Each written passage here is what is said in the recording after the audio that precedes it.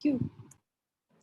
Good evening. Thank you for joining us. My name is Faye D'Souza. This is Live with Faye. We're talking about the fuel prices. They've been hiked repeatedly over the last month and a half since the 1st of May.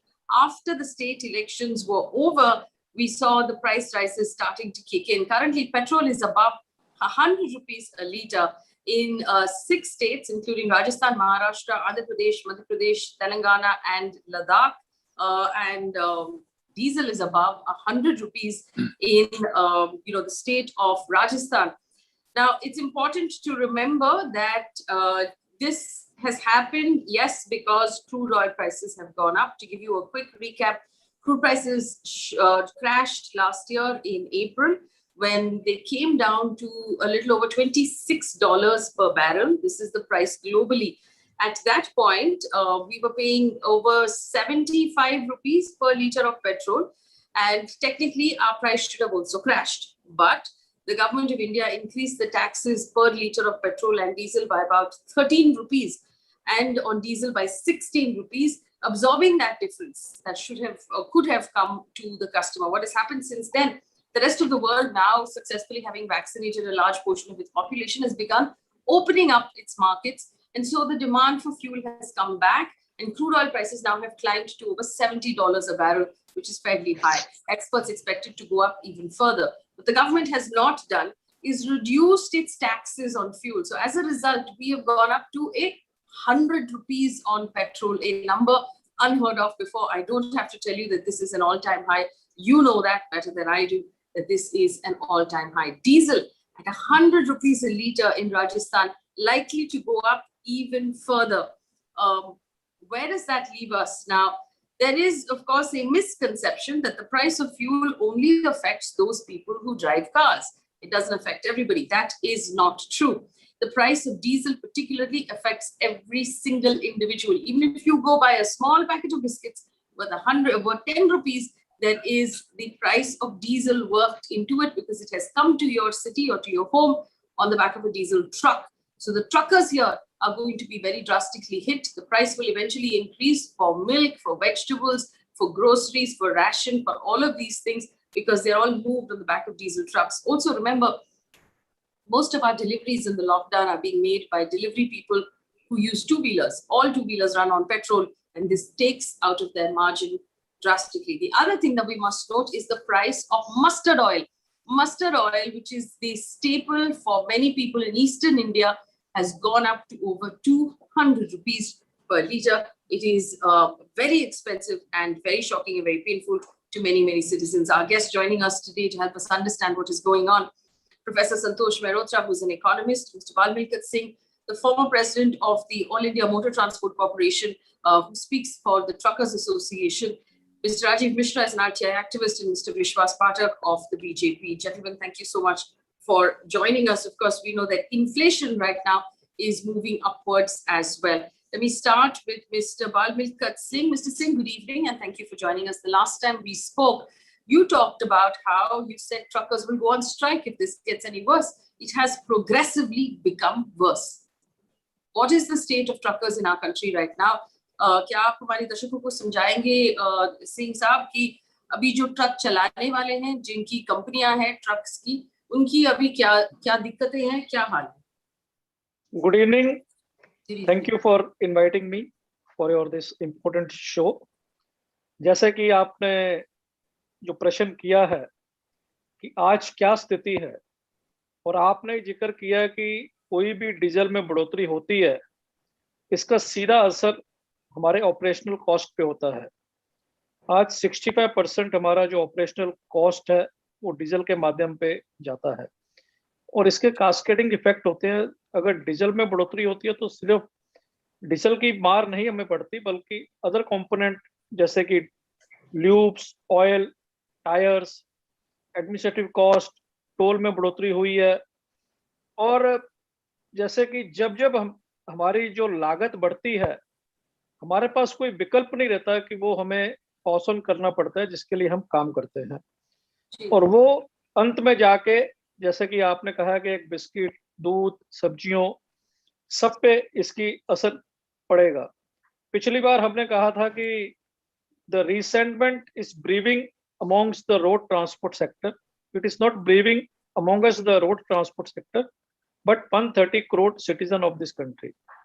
It is ready to explode. We will be conducting a pan-India meeting on 16th to take stock of the situation and decide our further course of action. आपने देखा है कि 65% गाड़ियां हमारी ideal खड़ी हैं. Demand corona करके इतनी नहीं है, और ये जो 20 करोड़ लोग इस उद्योग के साथ में जुड़े हैं वो बहुत बुरी तरह प्रभावित हो रहे हैं. एक तरफ तो काम नहीं है, दूसरी तरफ आइडियल टाइमिंग हमारा बढ़ रहा है. जैसे कि उदाहरण के तौर पर जो गाड़ी बॉम्बे से दिल्ली जाती है वो नॉर्मल सर्कमस्टांसेस में 3.5 ट्रिप्स की एवरेज आती थी, आज 2 ट्रिप कर रही है.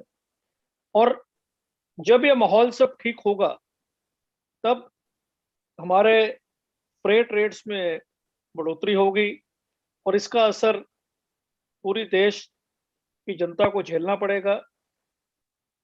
हमें नहीं समझ आती आज ये रोज की जो बढ़ोतरी हो रही है कि totally it is not justified. इसके बीच में कोई लॉजिक नहीं है. एक 32 रुपए की चीज बना के 35 रुपए की चीज बना के और अपने एक्साइज बैट लगाकर आप 100 रुपए की बेच रहे हैं. सुना था कि डाकू डकैती करते हैं. यहाँ पर तो सरकारें केंद्र की हो राज्य की हो, खुलेआम नागरिकों के साथ में ये डकैती हो रही है, लूट हो रही है. It is a day light robbery. आपने कहा कि आज 70 रुपए क्रूड की कीमत है. मैं आपको उदाहरण दूंगा कि 2014 में जब क्रूड प्राइस 105 रुपए प्रति बैरल था तब भी हमें पेट्रोल 71 रुपए में मिल रहा था, डीजल 56 रुपए में मिल रहा था. दिसंबर 2020 में जब क्रूड की कीमत निचले स्तर पर थी, it was around 47.58 per barrel. At that time we were paying for the petrol 90 rupees 34 paisa and for diesel 80.5 paisa. And I will now compare today's crude price with the crude prices which are prevailing in August 2007. At that time the crude prices was 70.13 rupees US dollar. At that time we were paying 43.52 for petrol and diesel 30.48 paisa. I will repeat, 38.48 paisa when the crude prices was same as it is today. And we still feel that there is lot of drastic reduction should be done. भारी कटौती होनी चाहिए. कम से कम 40 रुपए प्रति litre की diesel में बढ़ोतरी होनी चाहिए. जो केंद्र की सरकारें हैं उन्हें अपनी एक्साइज ड्यूटी कम करनी चाहिए और अपना राज्य सरकारों ने वैट कम करना चाहिए. आज जैसे कि आपने पूछा है कि ट्रांसपोर्टरों की स्थिति क्या है, स्थिति बहुत भयानक है. हमारे एनपीएस लगातार बढ़ रहे हैं. इसके साथ में आने वाले समय में Mr. Singh, I will come back to you for more details, but I just want to bring in right now the government point of view. So Dharmendra Pradhan, who is the petroleum minister, made a statement yesterday after a really long time on the fuel prices. He said, and I quote, "I accept the current fuel prices are problematic for people, but be it central or state government, over 35,000 crores have been spent on vaccines in a year.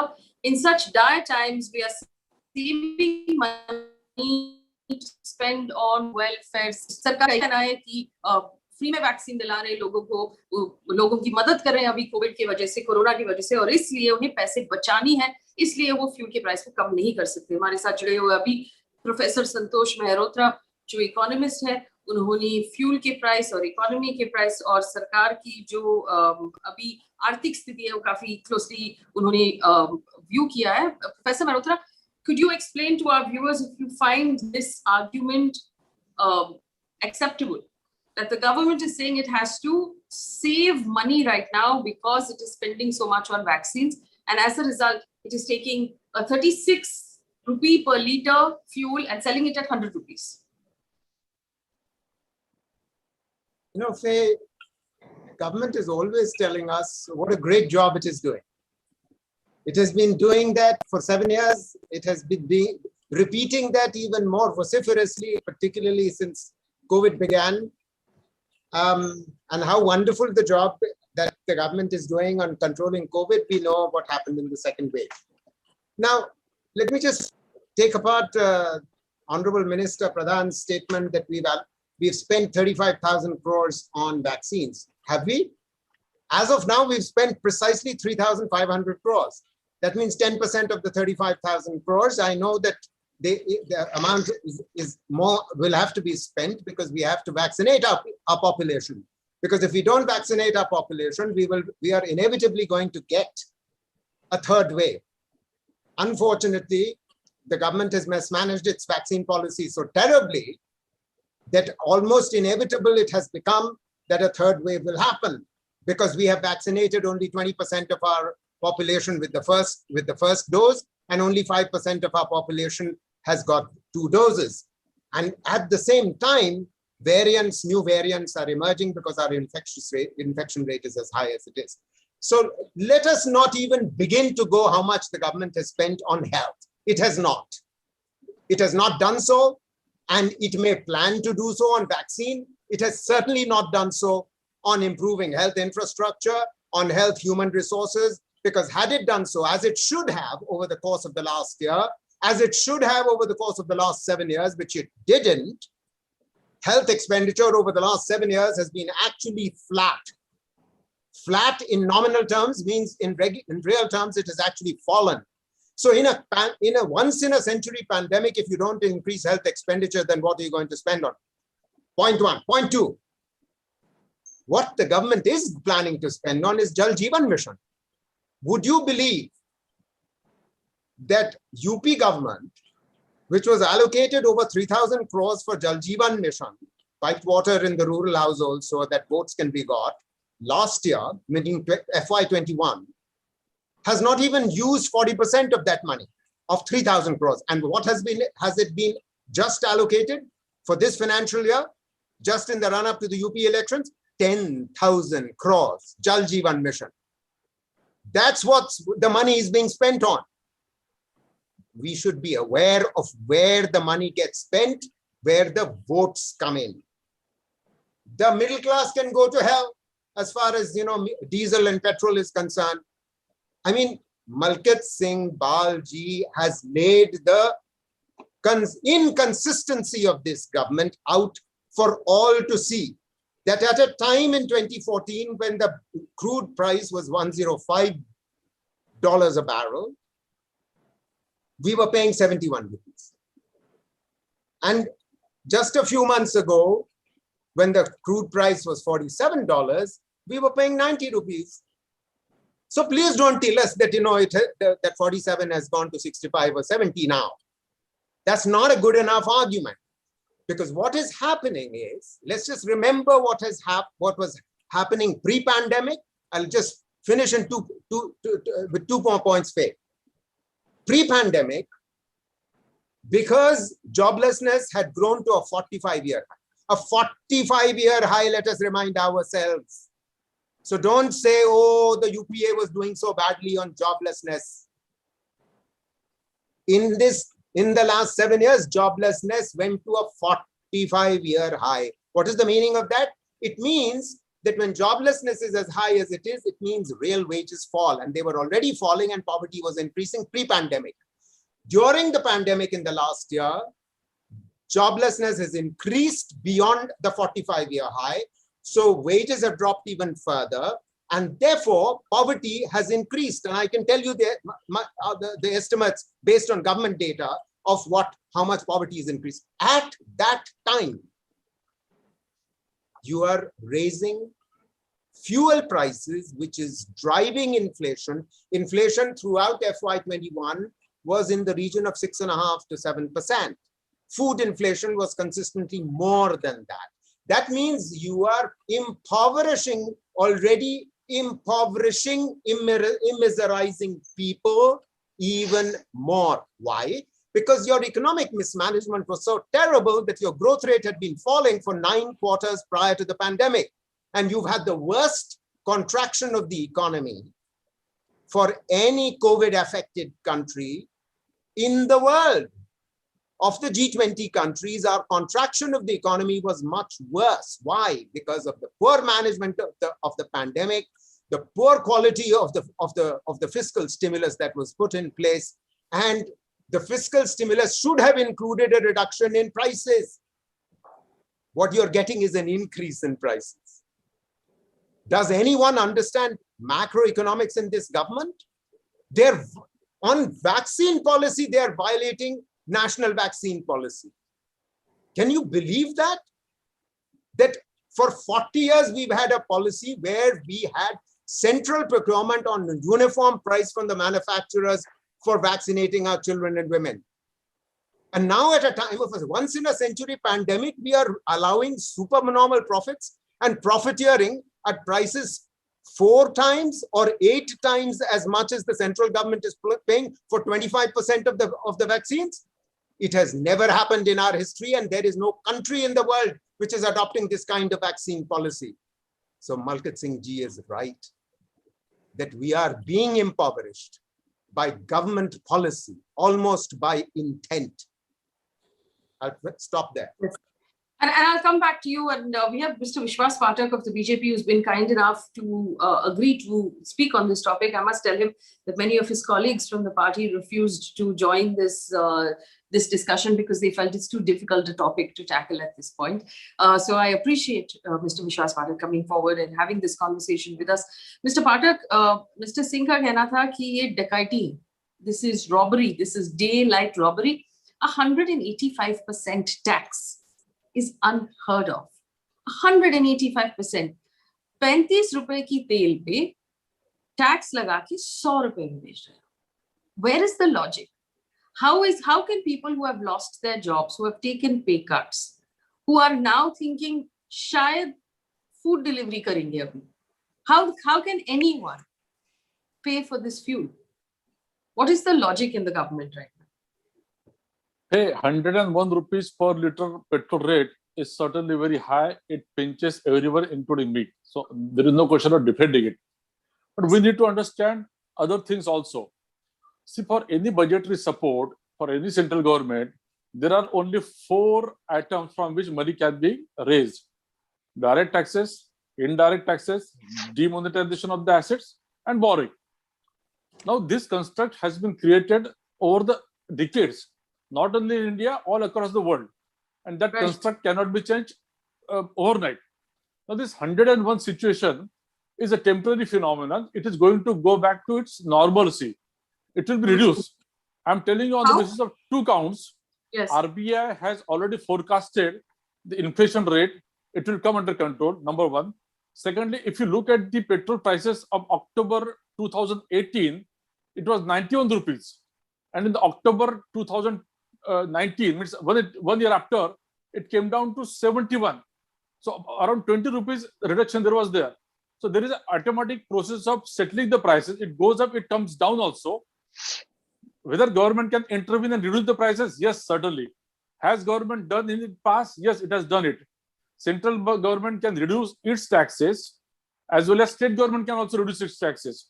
In 101 rupees, 1/3 is the cost of the fuel, 1/3 roughly goes to the state government, and 1/3 goes to the central government.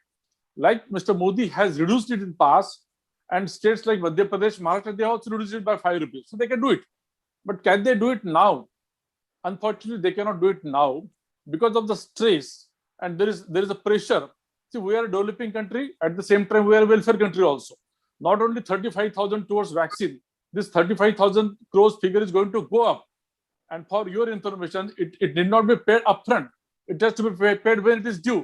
So the gentleman was right. It was paid 4,500.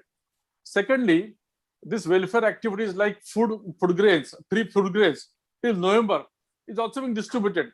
So government is also under pressure in terms of collection of revenues, spending, everything. I think one has to look in totality and practicality. Mr. Pathak, you said in your argument basically that the government right now is spending, and which is why it needs to look at its sources of revenue.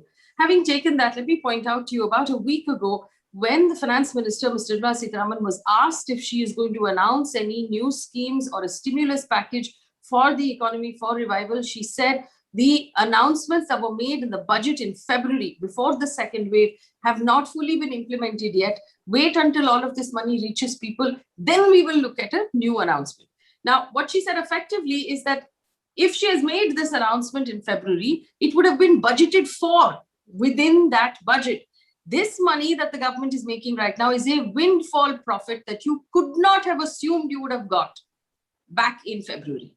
This is profit that you're making now, which has come as a pleasant surprise that you are pocketing nevertheless. You don't need this money because you have already budgeted for all of these schemes within the union budget when this tax did not, when the tax was much smaller, because the tax is calculated as a percentage on the price of crude. Crude price has gone up, so the percentage of tax has also gone up. So the government here is making money over and above what it had budgeted for the schemes that you are currently talking about. Now, if the price of 35,000 crore rupees is actually going to go up, you have to first spend the 35,000 crore rupees before it goes up any further. Let me also point out to you, there is research that shows us that there are three, you said there are only so many tax options, right? So there's the tax on corporates, there's income tax, there's goods and services tax, and there's excise duty.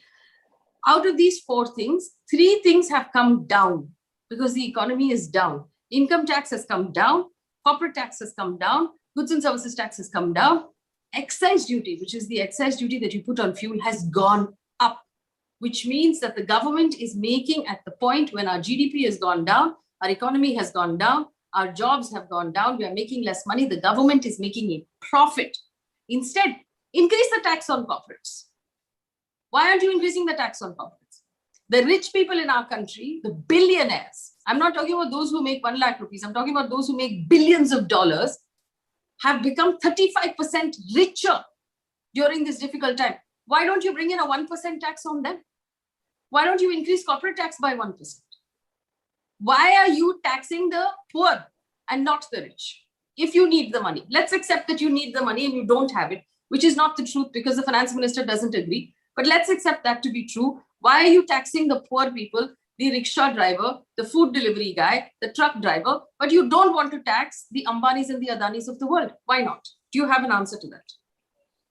Certainly, Faye, this 35% increase in the wealth of the rich people and all that thing, it is all notional thing. It is market driven. Today 50,000, 58,000 is share the Sensex, so their prices gone up. Tomorrow it can be 45,000. So you cannot directly link it that way. Secondly, for corporate also, we are penalizing and we are Mr. Pathak, that's not true. So I need to correct you. It might be notional because of market value, but that pays out a dividend, or it pays out. You tax the dividend. Don't tax their market value. Tax the dividend. Tax their annual income. Tax whatever profit they're making off the market, short-term capital gains. Tax the long-term capital gains. If someone has more a net worth of more than $1 billion, tax. See, Faye, when we have to refuel the economy, we have to take care of industry, we have to take care of investors, we have to take care of poor, we have to take care of everyone. It is not that easy. Otherwise, worldwide, this could have happened. It is not possible. See, I will tell you the fiscal discipline and prudence of this government. In 2014, what was our budget size? What was our economics? It was 14 lakhs crore. And what is today? It is 34 lakhs crores. And how it is achieved? Without increasing direct taxes, without increasing indirect taxes. Indirect taxes which were multiple. Wait. This is indirect. Let me complete. When I say indirect taxes, there were multiple indirect taxes, the average rates of which was 23%. It has now come down to 18% after GST. So despite of this, government has reached 34 lakhs of budget. And in this budget, because of the low collection of GST and low collection of direct taxes as it was envisaged, and also since this government could not achieve the demonetization or disinvestment, government is falling short of funds. And therefore, government is not in the position to give immediate relief through this petrol. However, I as a citizen, I would expect, I also want this to be reduced, but government cannot do it because of the various factors, compelling factor for this government. And I'm telling you, because of the demand and supply mismatch, these crude oil prices have gone up. It will come down.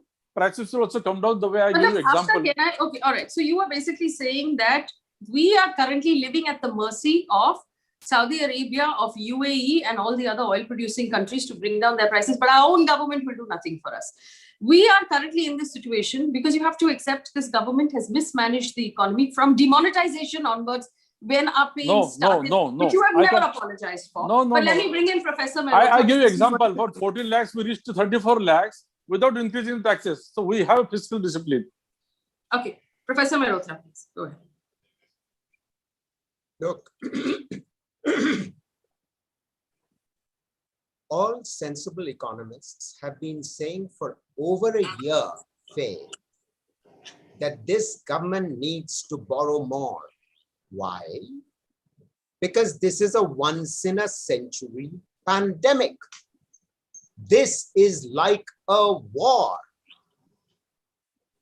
If the government is willing to reduce its spending on defense, why can't it borrow more? What is preventing this government from borrowing more? Is there an answer that Mr. Vishwas Pathak has for that? Point one. Point two. Unlike what some of you think, corporate profits in the last year have actually gone up. In the last 2 months, they've gone up very sharply. In fact, one of the reasons why in the third quarter you were in positive territory for GDP is because corporates, listed companies made unprecedented profits. Why? Because they reduced their input costs, because they cut jobs, and they cut salaries of those who were left behind. So corporate profits have actually increased, and therefore direct tax revenues of the government have actually increased. Okay, Faye, direct tax revenues on corporate profit account have actually increased. तो इतनी पैसे की कमी भी नहीं है जैसा ये सोच रहे हैं, पहली बात. दूसरी बात, तीसरी बात. Mr. Pathak very, easily said, oh, we've not been able to do divestment. Arey, you weren't able to do the divestment last year, but it seems that you might not be able to do the divestment this year also, at a time when Nifty was rising throughout last year and Nifty is rising this year as well. How come you're not able to take advantage? Point three. Point four. Why has the monetization of public sector undertakings assets, which was talked about, land assets in particular, the railways has, excess of 1 million hectares, which is lying totally idle. So as do the defense forces, as do a whole series of public sector undertakings. Why is the monetization of those assets not begun to happen? It took them 6 months. I know the facts. It took them 6 months to even collect enough information through much of last year about what are the assets that public sector undertakings have which could be monetized. अच्छा भाई, जब वो list बन गई तो उसको आप monetise क्यों नहीं करते, उसको बेचने की कोशिश क्यों नहीं कर रहे हो? चौथी चीज. पांचवी चीज, वेल्थ टैक्स क्यों नहीं लगा सकते जैसे अफे कह रही थी? आप सुपर रिच पे एक तो सरचार्ज और लगाइए ना, पहली चीज. उसके अलावा वेल्थ टैक्स इस अरे, are we seriously saying that the Ambanis, Adanis, the Tatas, the Birlas, etc. can't shell out a certain amount of money which they are passing on in wealth? Of course they can, especially at a time of the pandemic. Are you seriously telling me that the CSR spending of these companies has increased over this period? I doubt it. So it is the government's job to mobilize more revenues. Why is it failing? That's the real question. Yes. And also, Professor Mehrotra, if Mr. Dharmendra Pradhan, the Union Minister of Petroleum, cannot find 35,000 crore rupees to spend on vaccines, he can find 20,000 crore rupees in the Central Vista project to fund the vaccines if necessary. And as I said, 10,000 crores for giving to UP government because it is going to polls in 6 months for Jal Jeevan Mission, when it was not even able to spend 40% of the 3,000 crores it was given last year. I want to bring in Mr. Rajiv Mishra, who hasn't spoken until now. Mr. Mishra, is an RTI activist who speaks from my point of view, from the point of the citizen. He's not part of any political party. He does this really because he believes that we need to see a better country. Mishra ji, आपने सुना विश्वास पाठक जी ने क्या कहा कि सरकार को अभी इतने सारी वेलफेयर स्कीम्स चल रहे हैं, वो फ्री में राशन बांट रहे हैं, वो फ्री में वैक्सीन बांट रहे हैं, तो पैसे की जरूरत है, फ्यूल के प्राइसेस तो कम नहीं कर सकते सरकार की तरफ से। जी, मैं इतना ही कहना चाहूंगा कि आज जो मैं राजनीतिक परिदृश्य देखता हूं, उस स्थिति में मुझे ऐसा लगता है कि ये कहावत शायद बिल्कुल चरितार्थ होगी कि तुम मुझे वोट दो, मैं तुम्हारा खून पीऊंगा।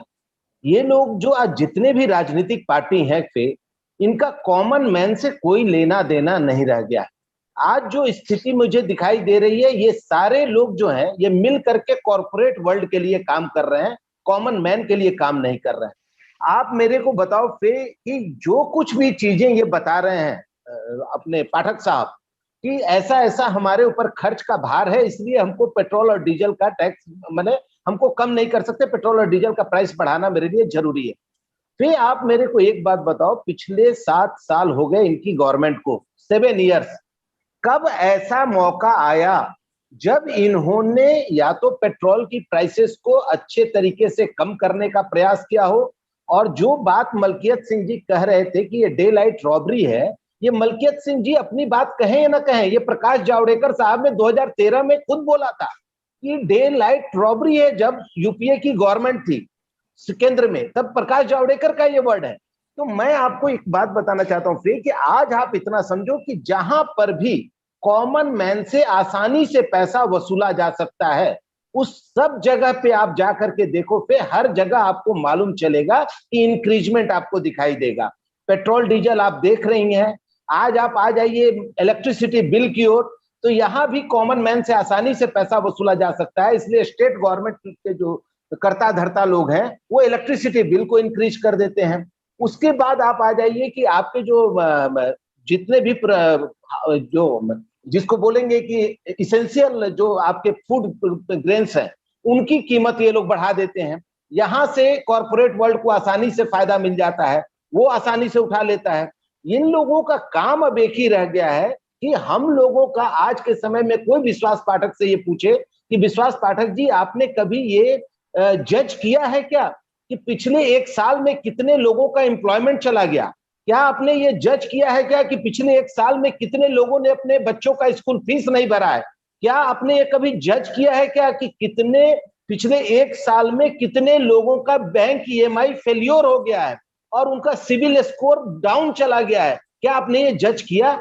आप केवल अदानी और अंबानी के सरीखे लोगों के साथ अगर आप खड़े हो, तो it is very unfortunate for this country कि हमने वोट तो हमारे वोट से आप जीते हो और सोच अदानी और अंबानी के लिए रह रहे। मैं एक छोटा सा बात आपको फिर बताना चाह रहा हूं, पिछले 7 साल में जो एनपीए अमाउंट है उसका 5.7 लाख करोड़ है। आप मेरे को बताओ फिर कि अगर 5.7 लाख करोड़ जो एनपीए आपने घोषित किया, उसको वसूलने का प्रयत्न क्यों नहीं कर रहे? अब तो सुप्रीम कोर्ट ने आपका मार्ग भी खोल दिया है कि आप इंडिविजुअली भी उनके प्रॉपर्टी से जब्त कर सकते हो, आप उनके जो गारंटर हैं उनसे भी जब्त कर सकते हो। सुप्रीम कोर्ट ने आपका मार्ग खोल दिया। कितने लोगों से आपने वसूलने के लिए शुरुआत कर दी, कितने लोगों का एसेट्स आपने जब्त करना शुरू कर दिया, वो नहीं आप कर रहे। आपको जहां कॉमन मैन एक मास्क नहीं लगा रहा, अभी आपको मैं बताऊं 53 करोड़ रुपया बीएमसी ने 53 करोड़ रुपया बीएमसी ने कॉमन मैन से मास्क नहीं लगाने पर वसूल किया है। आप सोचो फिर कि कॉमन मैन के साथ क्या घट रहा है, कैसे वो जी रहा है। Nobody want to see the problem of common man. Nobody. Yes. Mr. Mishra, I also want to bring in Mr. Pathak here. Mr. Pathak, आपका कहना है, जैसे I want you to respond to Mr. Mishra also. I want you to respond to one more thing. You did say that the government needs the money to spend on schemes, which is fine. क्या आप हमें बता सकते हैं कि पिछले साल PM cares fund में टोटली कितने पैसे आए, वो पैसे कहाँ आपने एलोकेट किया, कितना बचा है? And if we are this desperate right now, can we take money from the PM Cares Fund, Mr. Pathak? देखिए, see, from PM Cares Fund, like 2,000 crores has been allocated for oxygen. So PM Cares Fund is being utilized. खराब निकले, Mr. Pathak. But I'm asking you, what is the total amount? या आप बता रहे हैं कि 2,000 crore rupees, But I Yes. want to know what is the total corpus? I don't कितना have इकट्ठा total. किया आपने? I don't have total figure just now. Who has But total figure just No now? आप one जो has बता it. रहे No one, देखो, because they don't want to reveal it. 2000 crores has been allocated for oxygen. और आप जो ventilator की बात कर रहे हैं, 8% ventilators were turning out to be not functional. लेकिन तो वारंटी पीरियड में होते हैं, उसको करेक्शन करके उसको यूज कर सकते थे. लेकिन क्या है कि एक विरोधकों को हर चीज में चिल्लाना और हर चीज में मोदी जी कैसे फेल हो गए वो दिखाना, ये उनका काम है. बेचारे Modi. Gentlemen, you are economists. Now tell me, now just answer me 2-3 questions. Ji, You are economist, ji, and Manmohan Singh was also economist. Ji, ji. Was there a pandemic when this inflation has gone up in 2 digits? Why fiscal deficit was 6%? Why notes were printed in huge way in 2008? उनको Can हटाने you आपको tell me? क्या है, Really? Mr. Patel? I don't know that. I was in government then. Really? I don't think so. हाँ, so you study it. आपको Study it. माफ करिएगा, तो अब नहीं, आप जवाब भी सुन लीजिए. नहीं स्टूडियो नहीं और सुन लो ना मेरा, और सुन लो ना. आप जिस प्रकार से बता रहे हैं कि जैसे नरेंद्र मोदी जी को इकोनॉमिक्स नहीं समझता है, हम लोग इकोनॉमिक्स नहीं समझते, जो कुछ समझता है सब आपको ही समझता है. मुझे ये बताया कि जब इकोनॉमिस्ट थे, चिदम्बरम थे, उसके बावजूद भी inflation was in double digit, fiscal deficit was huge, number of notes were printed in 2008. Was there a pandemic that time? Was there a demonetization happened that time? What was that? बताइए अभी. हाँ, बताता हूँ. तो देखिए, ऐसा है कि उन्होंने जो इन्फ्लेशन परमिट किया होने को, उन्होंने इकोनॉमी को रिवाइव किया था. इकोनॉमी को कब से रिवाइव किया था? 2008 में जो ग्लोबल इकोनॉमिक क्राइसिस हुई थी, तो they put in place a fiscal deficit of 3.5% of GDP, and they made mistakes by allowing that fiscal deficit to drag on for longer than it should have, which was the reason why the inflation went to what it did. I haven't finished, excuse me. However, what you need to appreciate is that over that period, the growth rate from 2004 to 2014, which some of you have amnesia about, was 8% per annum on average for a 10-year period, despite a global economic crisis. And what we have had, despite the fact there was no global economic crisis from 2014 to 2019, is a growth rate of no more than 6.5% on average. And at the same time,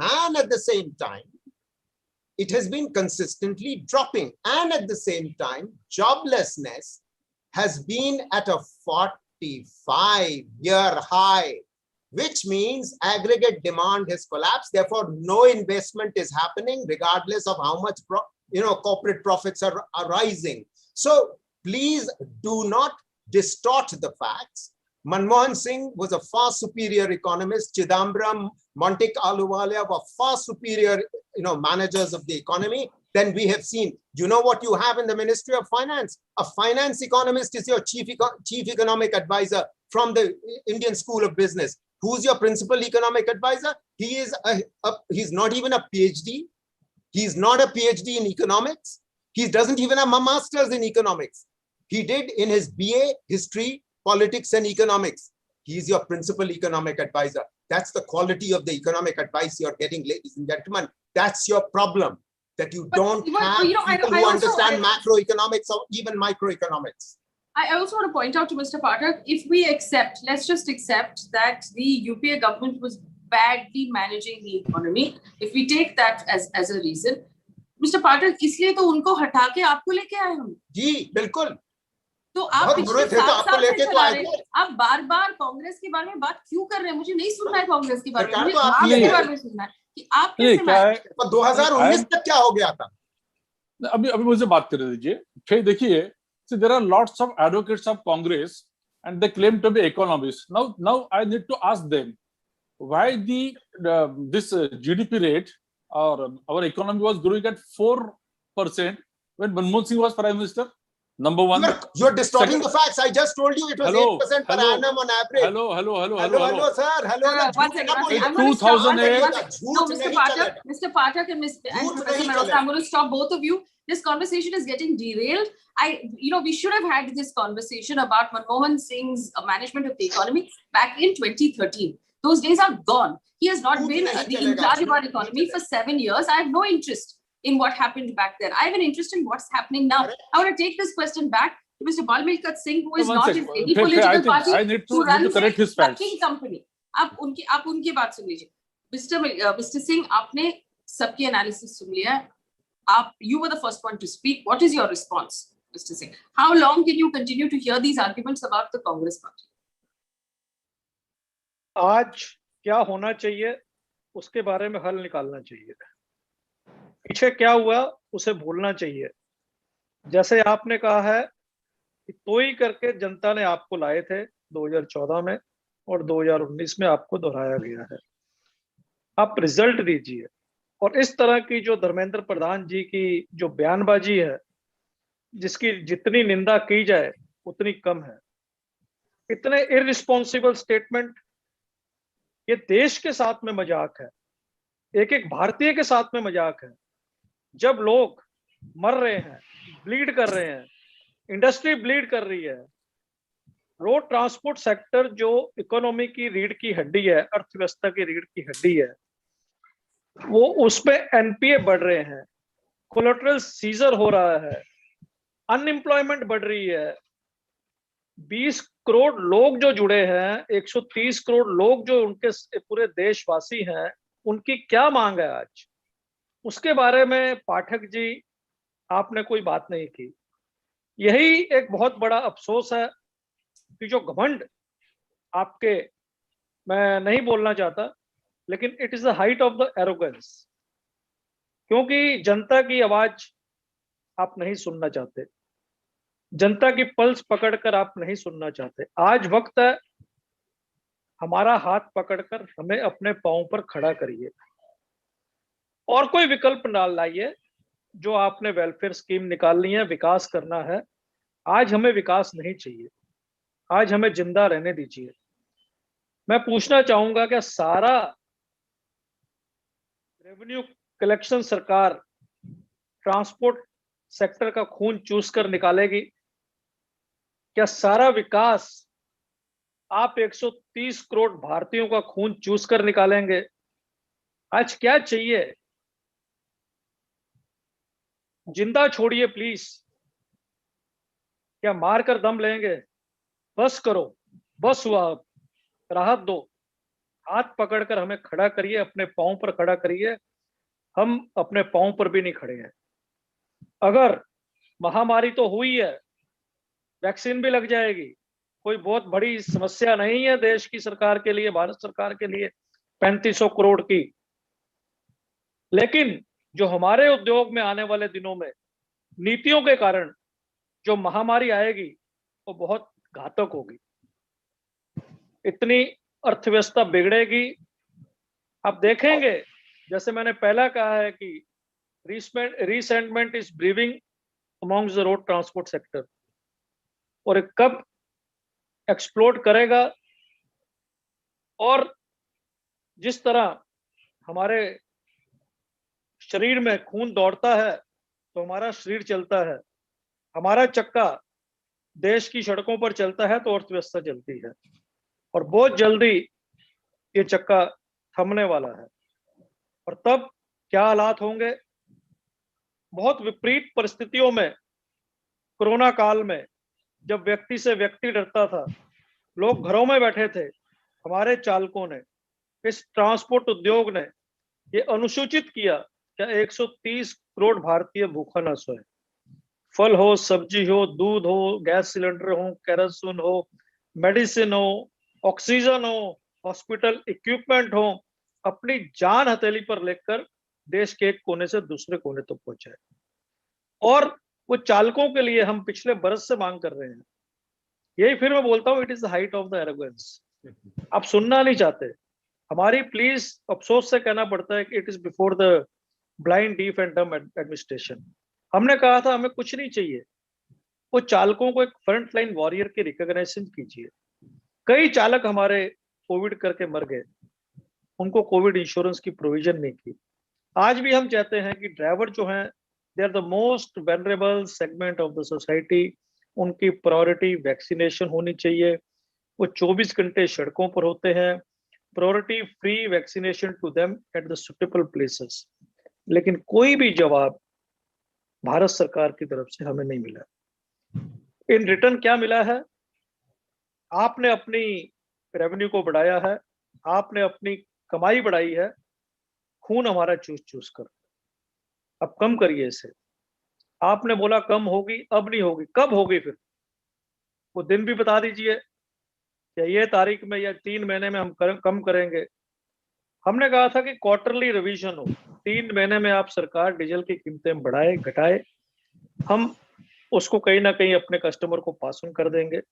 आज मेरी गाड़ी दिल्ली से कलकत्ता जाती है, कलकत्ता पहुंचते पहुंचते 3 रुपए diesel की कीमत बढ़ जाती है, 4 रुपए। मैं किस तरह फ्रेट चार्ज करूंगा? देश भर में एक समान कीमतें हों और इसको पेट्रोलियम प्रोडक्ट को जीएसटी के दायरे में लाया जाए। और बात मैं यही कहूंगा कि अब वक्त है, this is the right time before we die. मर जाएंगे तब, अब वेंटिलेटर भी लगाएंगे तो भी कुछ नहीं होगा, अर्थव्यवस्था बिगड़ जाएगी। जमीनी स्थिति बहुत गंभीर है।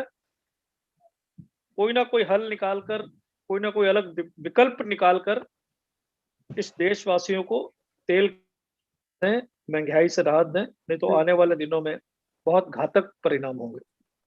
विश्वास पाठक जी, ये बाल मिल्खित सिंह जो है वो ट्रकर्स और ट्रक चालकों की तरफ से बात कर रहे हैं, आप क्या जवाब देंगे? नहीं, मैं उनसे पूरा I mean concurrence with him, मैं पूरा समझता हूँ। और ये ट्रक चालक जो है उनको भी वो फ्रंट वर्कर्स का दर्जा मिलना चाहिए, उनकी समस्या सुननी चाहिए, इसका मैं भी समर्थन करता हूँ, मैं उनका विषय रखूंगा। लेकिन मैं उनसे ये कहना चाहता हूँ, ये बताना चाहता हूँ कि 101 रुपए जो है जरूर हमारे हिसाब से भी बड़ी अमाउंट है, वो कम होनी चाहिए। उसके हम ये है, there is no question of arrogance. What is the question of arrogance? However, this 101 rupees is going to come down. This is a temporary phenomenon.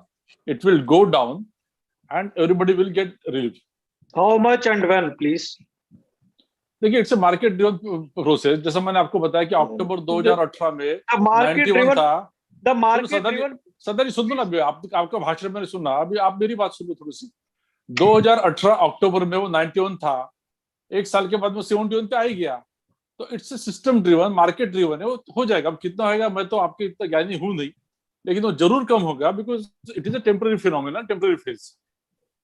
मैंने पाठक जी, मैंने कोई भाषण नहीं दिया, मैंने 2 लोगों की जो मन की भावना दिल से रखी है। और जब 47 रुपए क्रूड था तब भी हमने 90 रुपए पेट्रोल के लिए दिया और 80 रुपए डीजल के लिए दिया। उसका भी मैं जवाब दे सकता हूँ अगर आप चाहो तो, क्यों वैसा किया? नहीं, जब आप अगर आप इकोनॉमी समझोगे नहीं तो वही आपके आर्गुमेंट आते रहेंगे। 3 लाख करोड़ के ऑयल बॉन्ड्स थे भाई साहब, 3 लाख करोड़ के ऑयल बॉन्ड्स आउटस्टैंडिंग थे। उसके बाद में डेवलपमेंट चाहिए, टैक्सेस ना बढ़ाते हुए हम इतनी इकोनॉमी आगे बढ़ी। ये भी आप पॉजिटिव बातें क्यों नहीं सोच सकते हो? Mr. Pathak, 30 seconds. We want relief, immediate relief. Citizens, Mr. Pathak, you keep saying that nobody is willing to understand your economics. हमें बस इतनी इकोनॉमिक समझ में आती है कि हमारी जो हाउस होल्ड सेविंग्स है, कि हर घर में जो हम बचा के रखते थे वो पैसे खत्म हो गए। जिनके घर में किसी को अस्पताल में भर्ती करनी थी, किसी को आईसीयू में भर्ती करनी थी, किसी को ऑक्सीजन की जरूरत थी, उनके सारे के सारे सेविंग्स खत्म हो गए। अभी रिसर्च पेपर्स आने वाले, लोगों ने अपने जेवरात बेचे, लोगों ने अपने घर गिरवी रखा है, लोगों ने अपने फिक्स्ड डिपॉजिट छोड़े। घर में अभी किसी के पास सेविंग्स नहीं है। अगर सेविंग्स है तो सिर्फ आपके पास है। बस अभी सरकार कह रहे हैं कि हम पैसे बचा रहे हैं, हम अपने घर पे पैसे नहीं बचा पा रहे हैं। सर, हमें इकोनॉमिक्स समझ में नहीं आता, इकोनॉमिक्स आपको समझ में आनी चाहिए। हमें बस इतना मालूम है कि हम अब क्या बनाएंगे, क्या पकाएंगे, बच्चों को क्या खिलाएंगे, कैसे स्कूल फीस भरेंगे, कैसे हम रेंट भरेंगे, कैसे बिजली के बिल भरेंगे। और उल्टी बात ये कि हम अपने फोन का बिल कैसे भरेंगे ताकि हम कोविन ऐप पे रजिस्टर करके आपकी फ्री वैक्सीन पा सकते हैं। You want me to respond? Mr. Mishra will speak and then you can respond to both of us. फिर मैं सिर्फ पाठक साहब से केवल इतना जानना चाहता हूँ कि जिस इकोनॉमी की जो बात कर रहे हैं, मैं उसके बारे में थोड़ा सा इनको ज्ञान दे दूं कि हंगर इंडेक्स में आज भारत लगातार नीचे की ओर जा रहा है। अनएम्प्लॉयमेंट में हम अपने सारे पड़ोसी देशों को पीछे छोड़ते हुए बहुत आगे निकल गए हैं अनएम्प्लॉयमेंट रेशियो में। उसके बाद जीडीपी जो है पिछले 5 साल में लगातार गिरावट की ओर आई है। ऐसा नहीं है कि कोरोना काल में केवल गिरावट में आई है, पिछले 5 साल में लगातार गिरावट में आई है। ऐसे में फिर हमारा खून भी चूसेंगे और हमारे देश का डेवलपमेंट भी नहीं दिखाई देगा, हमारी एम्प्लॉयमेंट बढ़ेगी, हमारे यहाँ भुखमरी बढ़ेगी, हमारे यहाँ गरीबी बढ़ेगी, फिर कौन सा इकोनॉमी आप चला रहे हैं और कौन से इकोनॉमिस्ट के आपके यहाँ सजेशन दे रहे हैं? सही फिर कौन सा इकोनॉमिस्ट आपके यहाँ है भाई?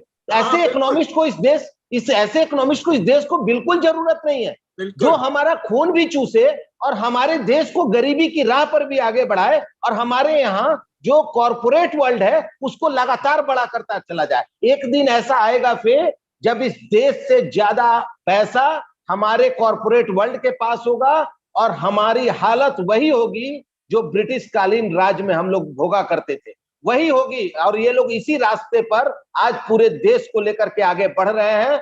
इनको कभी भी आम आदमी से कोई लेना देना नहीं है। हमारी स्वतंत्रता, हमारी नौकरी की जो सुरक्षा थी, हमारी नौकरी की जो गारंटी थी, ये सब इनको खत्म करना है और हमको गुलाम बनाना है। ये जैसा चाहे फिर हमको वैसा करना दे, वैसा ही करें। हम इस बात की ओर ये हमको प्रेरित कर रहे हैं। आज इतना मजबूर कर दिए हैं फिर ये लोग कि आज आप अपने स्कूल फीस के लिए, अपने बच्चों के स्कूल फीस के लिए लोगों से कर्ज मांग के आ रही है, अपना बिजली बिल भरने के लिए लोगों से कर्ज मांग के आ रही है। मतलब आप में अब गुलामी की प्रक्रिया शुरू हो गई है, क्योंकि आप जिससे पैसा ले रही हैं उसके सामने आपको झुक करके मांगना पड़ रहा है।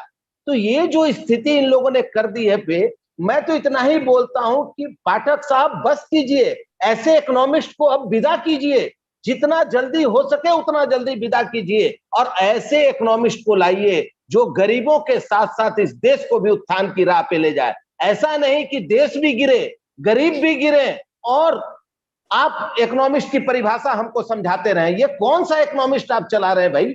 ये कौन सी इकोनॉमी है, कौन सा फिलॉसफी है इकोनॉमी का? जरा मुझे बता दे तो बहुत अच्छा रहेगा। पाठक जी को जवाब देने के लिए मौका दे दीजिए। Mister Pathak, go ahead.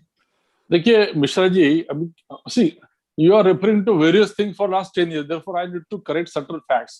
See, number one, if our economy was not doing well, why we were most favored destination for FDI, why 80 billion FDI we have received during corona period also, that we need to understand.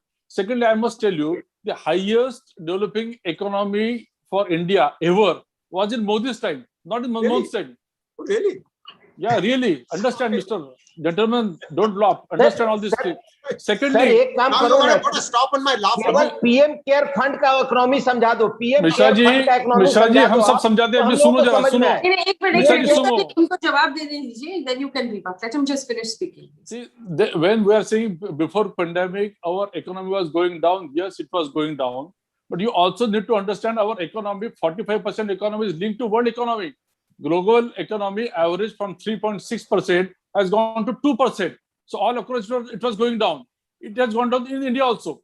But now look at positive sides also. Whether it is Moody's, whether it is S&P, whether it is World Bank, everybody has forecasted good economy. 8% plus growth is going to be there. I think we need to look at positivity also. Okay, all right. Professor, FDI, fastest growing economy under Mr. Modi, linked to the world, and World Bank and IMF are forecasting good forecast for India. These were the Let me deal with the last one first. So every forecaster, whether it's private or multilateral, has actually downgraded the growth rate to well below 10%. In other words, in FY22, the growth rate will not be anything close to what was being projected by the government of India. And that means that we are going to be nowhere close to 1920 GDP levels. Point one. Point two, we are going to be below. May I finish? I didn't interrupt. I didn't finish. I haven't finished. No, you also interrupted. I will also interrupt. I didn't if you're going wrong. If you're going wrong, I'm not speaking wrong. No. When you want to interrupt me, you interrupt. It was projected 12%. It is revised to 8%. Okay, this is the fact. What else am I saying? Okay. What else am I saying? Exactly what I'm saying. You are saying government of India. It's not government of India. all independent agencies who projected 12% revised it to 8%. This is the fact. Okay, all right, Mr. Pathak, allow him to May finish. I? Please, Professor Mehrotra. I don't interrupt you, okay? I You might be interrupted. smiling. Why can't you smile? No, gentlemen, we're losing time. Professor I'm Mehrotra. not mad to smile. No, let me. So the point is that the per capita income in FY22 is still going to be lower, well below what it was in 1819. Why? Because our population has been growing and our economy has been contracting. So much for that. On FDI, the point is there is a mass of liquidity in global markets. And because there is a mass of liquidity in the global markets, money is flowing into our Nifty and our Sensex because they have nowhere else to go. This is the second thing. Where is the FDI coming? The FDI is going into buying up Indian companies. Mergers and acquisitions, that has been the systematic pattern of the increasing FDI in the last 6 or 7 years. They don't want to tell you that. All they want to tell you is what the gross value of the dollar value of FDI is. Second point, if our economy is doing so well on its fundamentals and FDI is flowing in such large amounts, how come our own private national investment, our own private investment is not rising? Our private investment that this government inherited was 31% of GDP in the year 2013-14. It has systematically fallen every year since then, which is the reason why growth rate has fallen. And in FY21, investment to GDP stood at 27.1%. The figures have just come out, which is the level of investment to GDP which prevailed about 15 years ago, 16, 17 years ago. So I don't think I need to explain more than this. The economic mismanagement has been going on, as Rajiv Mishra rightly pointed out. I'm finishing, sir. You may come in now. Has rightly pointed out, the economic growth rate was systematically dropping before the COVID began. And since then, Mr. Pathak is claiming that every economy is contracting. But why, I'd like to ask Mr. Vishwas Pathak, has our economy's contraction been the worst of any G20 country? No country in the world among the major economies has contracted as badly. Why? Because our lockdown was inappropriately national in scope, inappropriately long, inappropriately sudden, and inappropriately stringent and strict. One set of reasons why it contracted so much. And the second is because our fiscal stimulus at a time of a once-in-a-century crisis was barely 2.2% of GDP.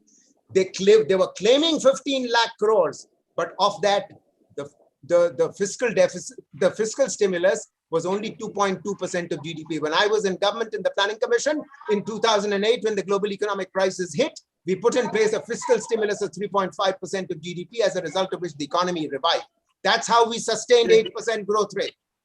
Okay, so let me, thank you, Professor. Before I take this to Mr. Pathak, which will be the last word, I just want to point out that Mr. Pathak kept saying since the beginning of the show, the price has gone up, global crude prices, the price will come down. This is not what experts believe. Remember, the world is now opening up as they vaccinate their citizens. They're going to start moving around again. They'll start driving their cars again. The price will go up. Goldman Sachs believes that the price of crude, which is currently at $70 a barrel, is going to go up to $80 a barrel. What are we going to see? Petrol at 120 rupees, if that's the case. Is that the kind of expectation we have? How can we expect? It's not logical to expect that price to go down right now because it's been suppressed for over a year. Mr. Pathak, I'll give you the last word, but a lot of the argument, hoping that the price will go down is not going to work for us, Mr. Pathak. See, it will go down. See, because of this sudden demand in crude oil, see, economic activities has gone up exponentially now. And because of the sudden demand and supply mismatch, these prices have gone up, it will come down. And if it comes down, that benefit will come down to, it will go down to our customers. As I give you example, is it not the case that prices have not gone down, rolled back? It has rolled back. But I got monthly Mr. Pathak, calculation. when it went down to $20 a barrel in April last year, the government increased the taxes so as to not give us the benefit. So we have no reason to trust that the government will automatically give us the benefit. No, for last 3 years, if you see, it is hovering between 95 to 72. You look at it. So it will go it. No. See, when this crude oil prices were down, a barrel of 25 or whatever, that time because of the 3 lakh crore outstanding bonds issues, plus also the economic activities to be picked up, government utilized it judiciously without increasing the tax rates. And that also needs to be appreciated. Secondly, the gentleman, what he was talking about, our economy contracted maximum because we gave maximum importance to the lives of the public. Jaan bhi, jahan bhi. That was our approach. लेकिन इस साल तो जान गई ना इसका जान जाने के कारण अलग थे. And of course we learned from साल lockdown. आपकी इलेक्शन चालू थी बंगाल में और बाकी राज्य में, तो इस साल जान की उतनी परवाह नहीं की. महाराष्ट्र में का इलेक्शन थे, दिल्ली में इलेक्शन थे. See, these are all stupid arguments. Because of the election, it happens. So it is a level playing game. Election Commission declared election 3 months before when COVID-2 mutant was not there. So we faced it. It has gone now, but it was not applicable all across. There was no election in Madhya Pradesh, no election in Maharashtra, no election in Delhi. So that logic doesn't hold good. Mr. Pathak, let me just point out a couple of things. Mr. Pathak just said my argument was stupid. It came, it happened, it's gone. That's not true. Lakhs and lakhs of Indians are dead. Many others who got COVID are struggling with black fungus. They're struggling with the aftermaths of COVID and the impact that it has on their lungs. Family budgets, like I said, have hit rock bottom because of the cost of treating our loved ones with COVID. People died, yes, of COVID, but also of the lack of preparedness of the government because we didn't have oxygen, we didn't have beds, we didn't have place to cremate our loved ones. It is known now that in November last year, there was a committee report placed before Parliament, before government, that said they needed to prepare with oxygen. That committee report seems to have been ignored. The experts in our country had warned the government in February this year that they needed to prepare for a second wave, but they went ahead and they didn't announce any restrictions. Kumbh Mela happened, elections happened, everything else happened. It's very nice to now turn around and say it happened, now it's over. This is exactly what we said about demonetization. It happened, now it's over. None of these things happened to us. These things were done to us. Let's be very clear about it. COVID came to every country in the world. Only in our country did we have citizens walking from cities to their villages because they had no other option. That humanitarian crisis happened only in India. Only in our country do we have a black fungus outbreak. Only in our country did citizens die outside of hospitals because they couldn't get a bed, they couldn't get oxygen, they couldn't get ventilators. So let's not behave like this happened to us. This didn't happen to us. This was mismanagement, and that is really clear. And the data is now obvious. At this point, what we need is for the government to take a close look at the poor, to take a close look at the middle class, the people who've lost their jobs, who've lost their household savings, who don't know how to pay their bills and put food on the table, children who are being pulled out of school and sent to work, girls who are being married now under the age of 18 because their parents can no longer afford to keep them in the house. We are going backwards. And at this time, to turn around and say we are saving money is not fair because we will all be dead by the time you're done saving money. The vaccination process was botched up. The second wave was botched up. The healthcare preparation was botched up. And now we need to quickly find a way to stem the bleeding on the economy before the economy is botched up as well. We're running out of time. I rarely give out my point of view on this channel, and I apologize to my viewers for doing it now, but it has to be said.